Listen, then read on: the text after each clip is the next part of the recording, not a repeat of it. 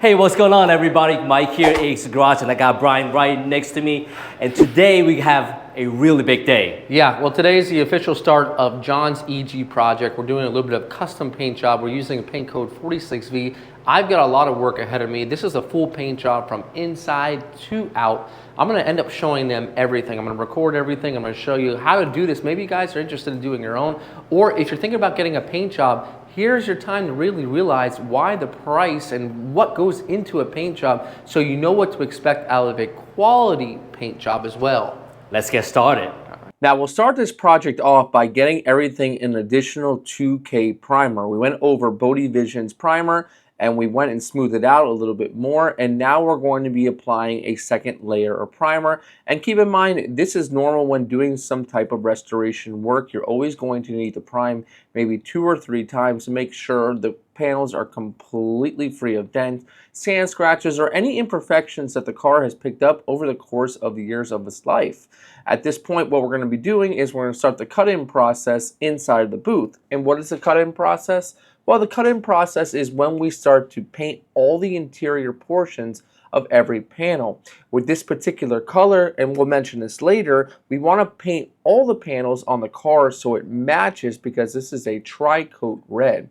So what you're seeing here initially first is the sealer. That gray sealer goes on, and then we're going to follow it up with this black base. Now this is an undercoat. This undercoat is required per manufacturer to be used before 46V is sprayed. Now 46V is a red pearl, and you're going to find that on the Mazda paint line. Now what we're going to be doing first is using this black base to cover, and we're going over all the inside edges. You can see on the fenders, even the inside gaps, the hood, the tailgate. And for this project, we're going to be using Eastwood's OEM Select paint. Now the first layer is going to be the red base. It's like a red metallic, and we want to get about a good 3 coats. It does take a little while to cover because red and blue do take time to really get covered before they're not transparent anymore. But the one thing that I love is spraying down the paint on the inside of these panels, like the hood and the tailgate. So when John opens up the hood, wow, it's going to look just like the outside of the vehicle. It's very time consuming, but it will look great in the end. We're going to follow it up here with the bloody red transparent coat, and this is that pearl transparent effect that's really going to pop when the sun comes out, which you'll see at the end of the spray job. So when John opens up his doors or his hood, you're going to see that same exact paint that's on the outside mirrored on the inside of the vehicle. And this is the only real way to do it. You can't really necessarily do this while it's on the car. You'll need to take all of the parts off and get them all sprayed in. So let's go ahead and finish this up with clear coat.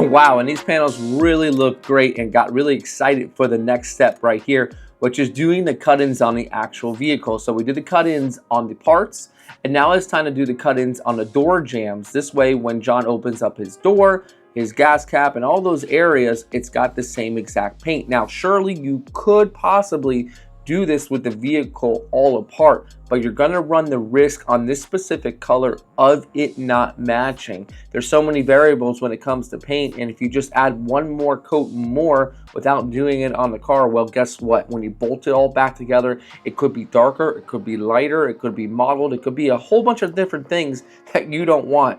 And that's why I decided to make sure that we're going to take a little bit extra time for this project. We're going to spray everything completely off the car. It's going to take probably double or triple the time, but it's not going to take any time to redo, because in the end everything is going to look exactly the same. And that's exactly how this project came out. So no matter where you're at on the vehicle, it's got the same exact color underneath the bumpers, the door jambs, everywhere. It's completely ready to go. So let's go ahead and listen in to the sounds of the spray gun spraying some clear coat.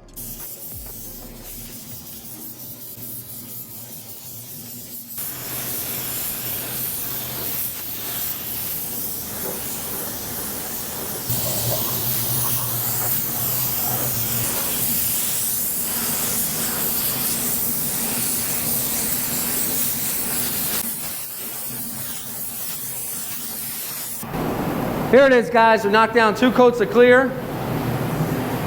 Check it out. Beautiful gloss all the way inside. These are the details that I really love on a vehicle, when it's completely colored all the way to the edge. There's no paint on any of the seals. Everything's removed. So at this point now, we're gonna allow this to completely dry, and then the guys will get everything back together on the vehicle. And then from there, we can treat it like a regular spray job. So right now, the car is officially jammed out and it's ready to get reassembled. And as you're watching this video, you can see the amount of work it takes, even for a small car like this, to do a full color change from the insides to the outsides. So we're just going here and sanding the final primer and the overspray from the cut-ins to make it all nice and smooth in one. And you want to extend those cut-ins about a good 5 or 6 inches past the area in which you were painting.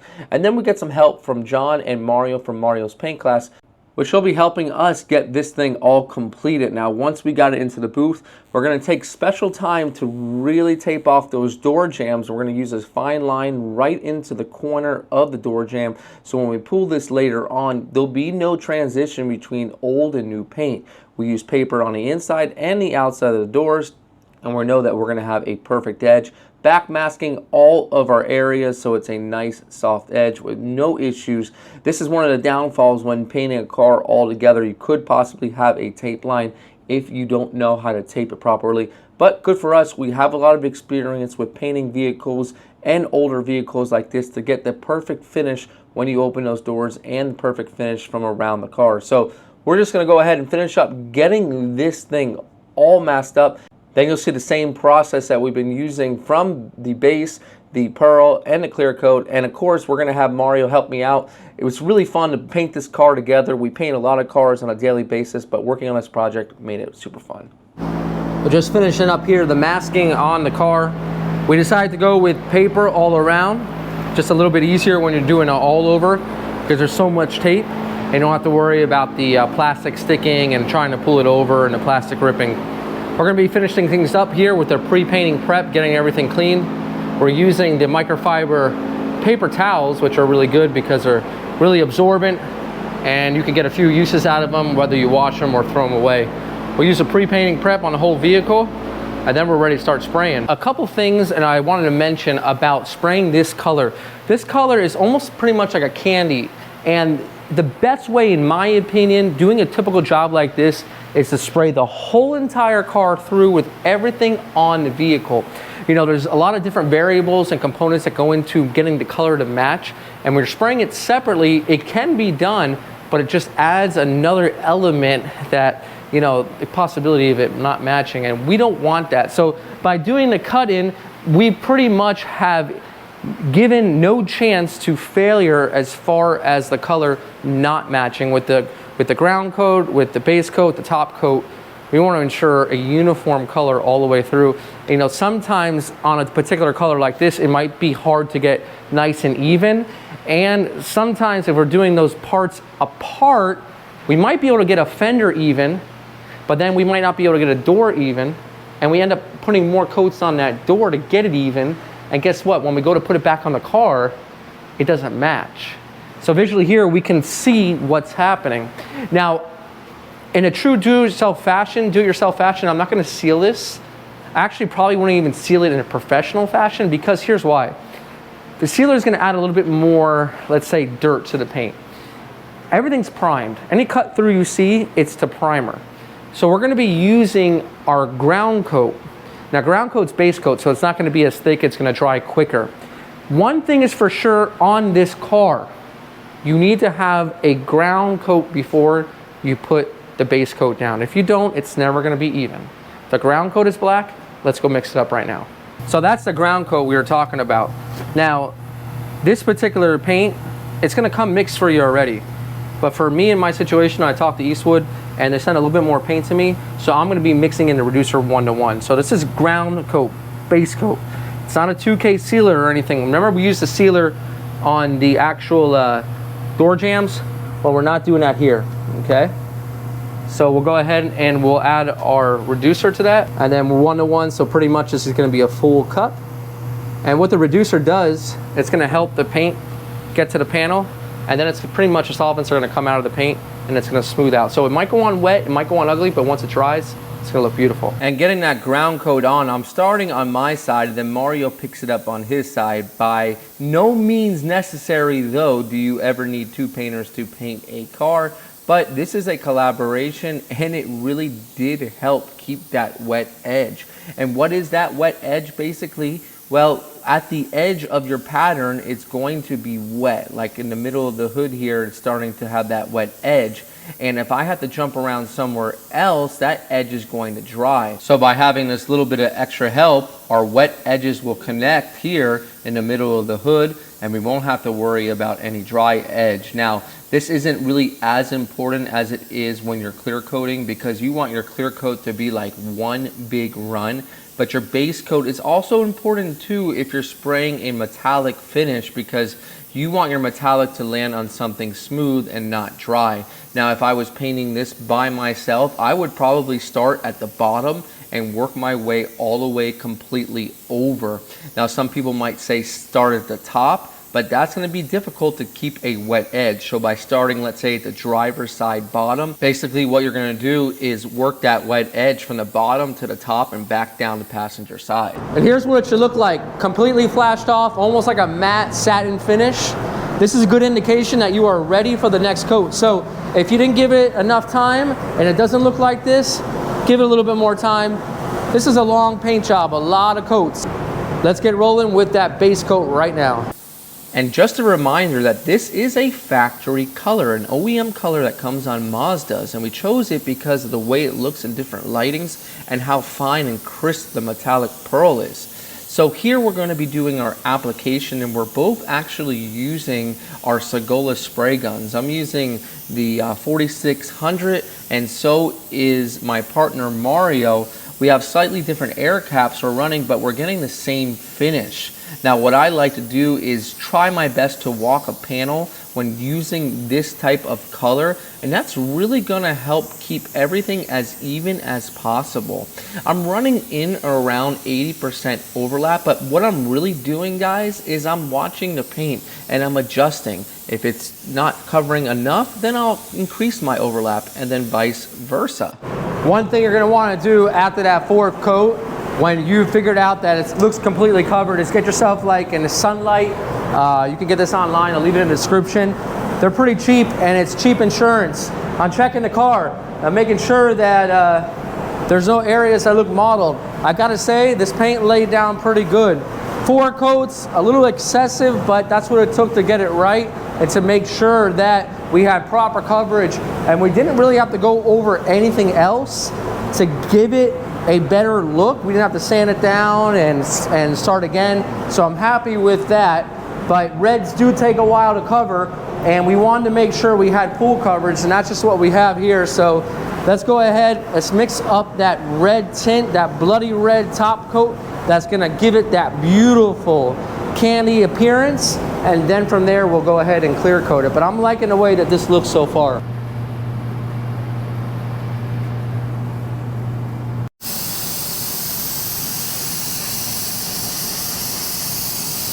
Candy, apple, jeans, is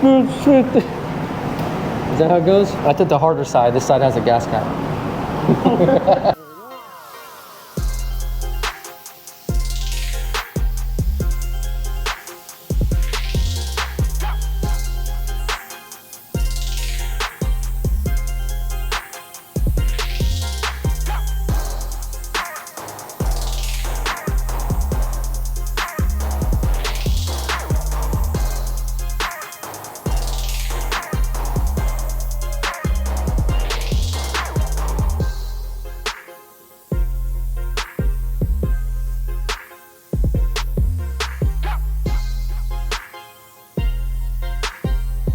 All right.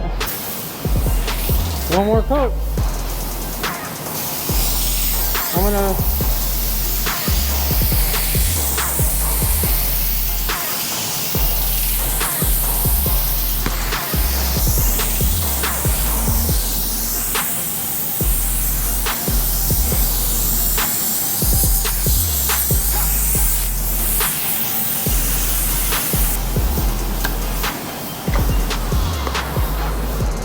So we got the whole car in 2 coats really quick with the top coat.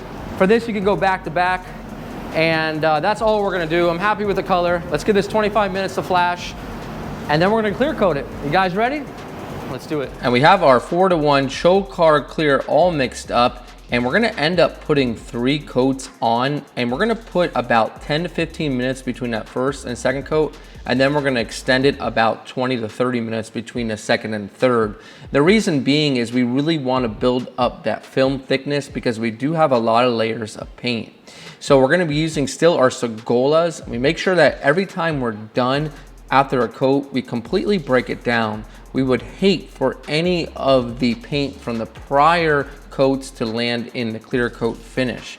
Now, if you are a do-it-yourselfer, you do not need more than 1 gun. You can simply just clean it out. Now, a lot of the guns on the market, they do come with different air caps, just like the Segola, you know, the Iwatas, the DeVillibus, they all come with different air caps that you can use for, let's say, base and clear. If I'm just being honest, as a painter, if you're a do-it-yourselfer, just run 1 air cap. You're not gonna notice enough of a difference as if you were spraying every single day. Your first coat, you just wanna get that paint on there. Connect the dots is what I like to say. Medium wet, you don't wanna put it on too wet because you could have some runs running right off of that base coat. With your second coat, you can slow it down just a little bit and apply more paint, because now the body of the car is gonna be able to hold it and sustain it a little bit better. So second coat, you can lay it on a little bit heavier. I would also advise 3 coats for anyone spraying in their garage, because you're gonna have a lot of wet sanding and buffing. Now, most clear coats will say 2 to 3 coats until film buildness is reached. And for you guys in your garage, and even for us with all these layers of paint, 3 coats is what we chose to go with. And the reason being is because you're gonna remove some of that clear when it comes to sanding. Now, this particular job really came out nice, so we will not be leveling the whole entire car because it is pretty smooth as is, but it is because that 3rd coat went on that it smoothed things out and did not have to get into the blocking of the clear and buffing it. So instead, what we will have to do with this vehicle is just going around to the little pieces of dirt and spot nibbing them out, sanding them and buffing them, rather than having to sand down a whole vehicle and polish it is a huge undertaking. My word of advice to you all, especially if you're in your garage and it comes out really dirty, you can use the technique of flow coating, basically just sanding it down with P600, making sure not to burn through, and recoating it with clear. Well, that's going to wrap up our end on this complete spray job, and I can't wait to show you guys the final pictures here once we pull it out of the booth and just pop those bumpers on. It's really going to blow your mind what this vehicle looks like, not only in the shop, but in the sun. I hope you guys enjoyed it, and we'll pass this one back to Mike and the crew to get this thing all finished up.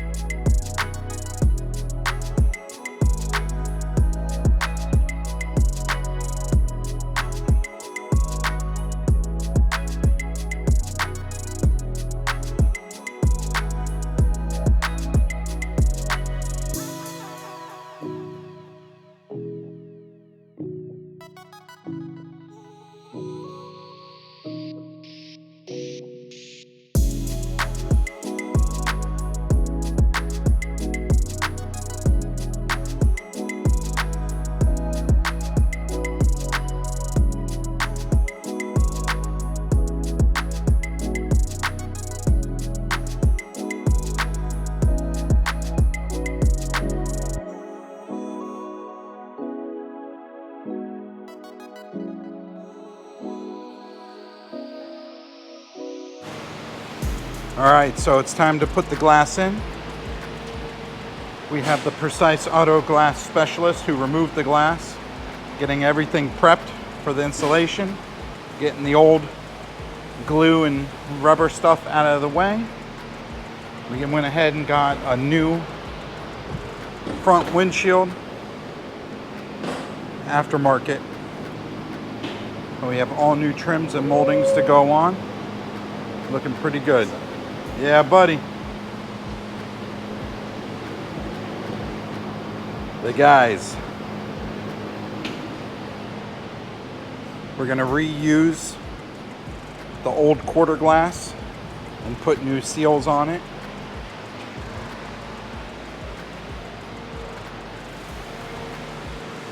Here's our new seals, Honda part numbers, and the old glass. Let's get it done.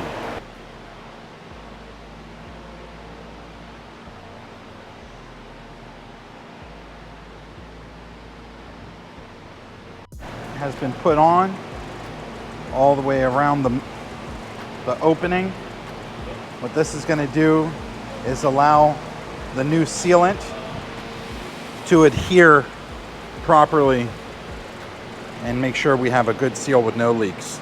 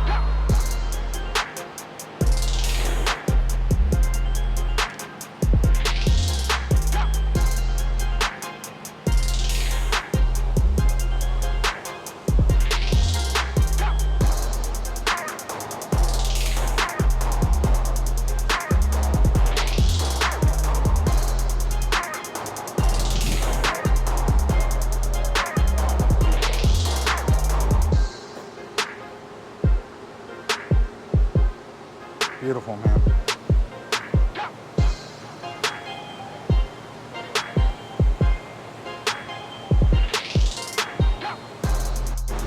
All the glass is put in. We have new seals. All new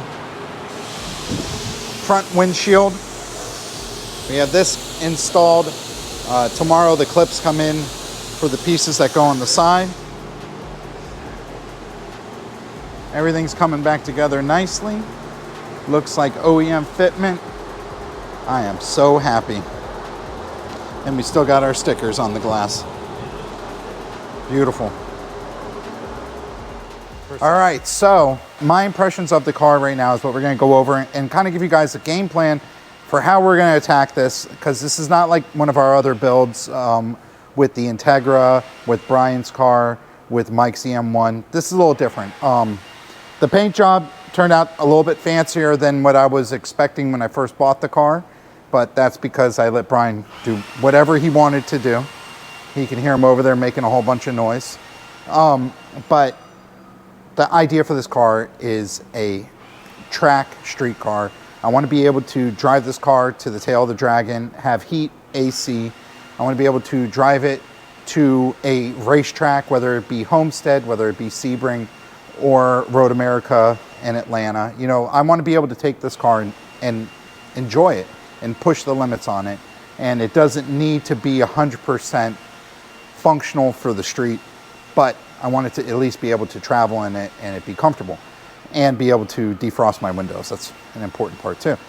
But first off, underneath the hood, in this area, we've gone over a little bit, but I'll show you a little bit more in detail what we have going on here. First off, we had the strut tower extensions put on just so that we won't have any travel issues in the suspension bottoming out if, say, the car takes some heavy curbing on the racetrack or whatever have you. And also I had Adam from Bvd Vision applied this Rhino liner, Raptor liner I should call it, tintable bed liner. I went with a red. You can go with any color you want with it. This is just kind of the idea that I had in my head, and my buddy Steve gave me kind of an insight into this when he had something similar done on his car. So we have everything here. Nothing's really shaved except for the studs off the firewall, because it'll be getting a honed performance brake master or brake booster delete kit, a finishing lines brake tuck kit, and just general, the idea is to keep it clean and simple. And if I have to remove the engine or remove the transmission, because I have a couple different options on transmissions. I've been acquiring parts for quite some time now. So the idea is so that I won't damage the paint on the engine bay. On my DA, having a clear coated engine bay is very beautiful, but also very stressful. This will take some more abuse without it looking horrible. We also have some upgrades for the power steering rack, or I should say not power steering, but the manual rack, such as bushings, brackets, stuff to take the slop out. I have new suspension, I have new upper control arms. We have the engine sitting over here underneath the bag. We're also going to be putting the supercharger on it. We have really cool setup with the Jackson Racing with some awesome stuff that fixes all the issues with the Jackson Racing supercharger on the B series, which is heatsink. LHT has made a complete water-cooled intercooler for the intake manifold, and we're going to integrate that into the setup. And it's not very plug and play as far as the cooling goes, but all the parts are very bolt-on and easy. I mean, it comes with a billet inlet, their custom throttle body with bracket, the actual heat exchanger, the intercooler for the front. I have all of those components, so it should be nice. I should be just around 300 horsepower on pump gas and probably somewhere above that on the 85. And also his formula that John Wilson did is for a bone stock type R motor. I have my compression bumped a little bit and some other mods that we'll see how it goes. I'll have some pretty big fuel injectors, and you guys will see all of that going on here. We also have a rye wire tuck harness for the motor. I think fuel injector, 1200 cc injectors, so it should handle E85 and 93 perfectly. As far as that's being said, we have some really nice brake upgrades. I'm not going to spoil the surprise for that yet. When we get to that, I think you guys will like that a lot. Overall, the paint job is popping. It looks great. It's been sitting underneath the car cover in the back, so it's going to take some buffing. The car hasn't been buffed at all. We have some fine tuning to do on that. I have some spoon replica mirrors. This is not Mike's build. This is my build. It gets the cheap parts. Well, some are cheap, some are not, but you know, I'm trying. We have all new door seals for the doors. We have new window seals on the windshield. It's a new aftermarket windshield. And I got some neat parts for the car, such as the Osaka JDM spoiler. And this is one of their actual spoilers, not a replica. It's pretty cool. They come individually numbered. Want to make sure we kept that option on it.